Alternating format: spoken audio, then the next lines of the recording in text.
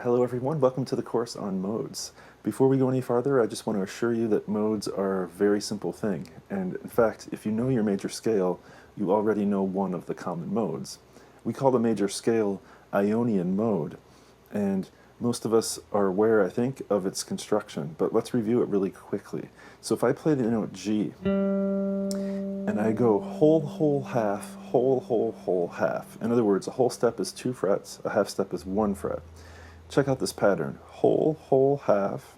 So in other words, whole step, 2 frets, whole step, 2 frets, half step, whole step, whole step, whole step, half step. Whole, whole, half, whole, whole, whole, half. Now we started that on G, so that's a G major or G Ionian scale or mode. Ionian mode, major scale.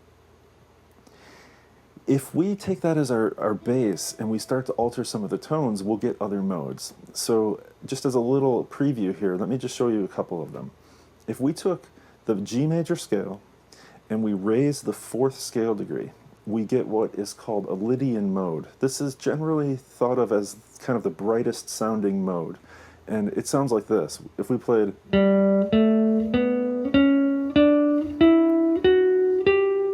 Now, if you haven't played much with the modes, that note might sound a little funny. But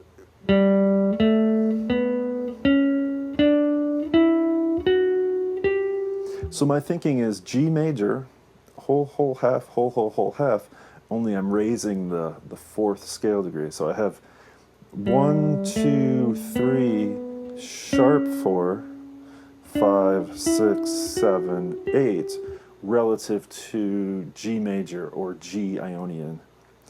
Let's do one other example. If I take a G major scale,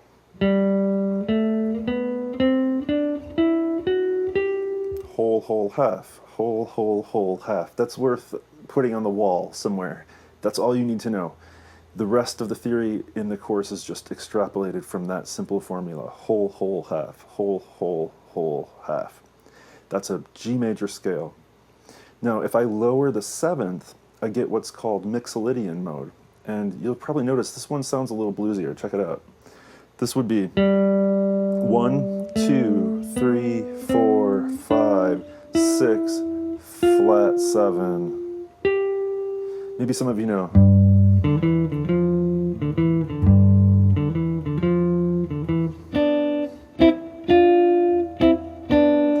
Miles Davis song called All Blues. That's a famous tune that's based on G Mixolydian. Mixolydian is simply a major scale with the 7th scale degree lowered.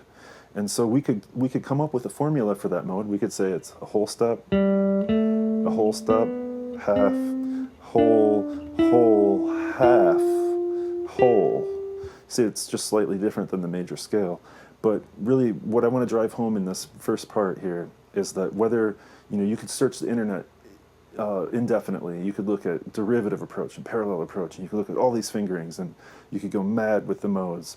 But what it really comes down to is, do you hear that this effect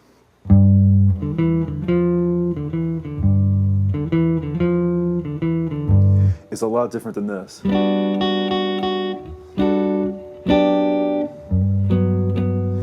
That's a brighter sound. This is even brighter.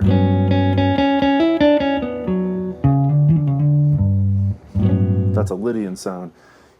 So the modes are it's something like a color or an aroma. If you smell some kind of incense, you can say, oh, maybe that's Nag Champa. If you see a certain color, it looks like a shade of red or a shade of blue. The modes are something like that. We've got a certain characteristic sound that they create. Now, every exercise in this course is going to be accompanied by a so-called modal chord. And when I say modal chord, what I mean is simply a chord that has within it tones that are the distinct tones, the distinct kind of essence of the mode. So if we have a mode that has, let's say the Lydian mode where there's that sharp 4, remember I showed you, sounds a little different than the major scale, right? it's good to have a chord with that note in it, that sharp 4, because that's really the essence and the thing that sort of distinguishes it from major or Ionian mode.